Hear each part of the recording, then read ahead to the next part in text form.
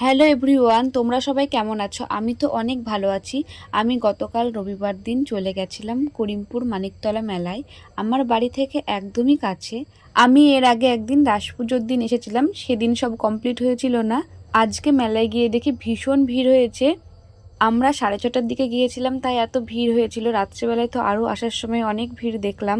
মানিকতলায় নতুন একটা মন্দিরের উদ্বোধন হয়েছে, তাই এবছর এই মন্দির দেখার জন্য বাইরে থেকে অনেক মানুষ এসে ভিড় করছে। দেখো তোমরা কত ভিড় হচ্ছে।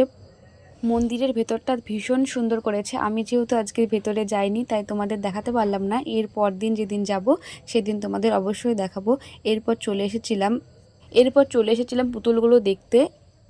এখানে আবার ভূতের বার্থডে হচ্ছে। তারপর বেরিয়ে গিয়ে আমরা মটন ঘুগনি খেয়ে নিলাম। এরপর চলে গেছিলাম মেয়েরা যার জন্য মেলায় যায় জিনিসপত্র কেনাকাটা করতে, বিশেষ করে কানের চুড়ি মালা।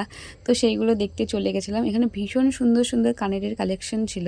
আর সব থেকে বেশি ভালো লাগে আমার মেলায় এই ফুলের দোকানটা। আর এখানে যে এত কানের, কোনটা ছেড়ে যে কোনটা রাখবো সেটাই বুঝতে পারছিলাম না।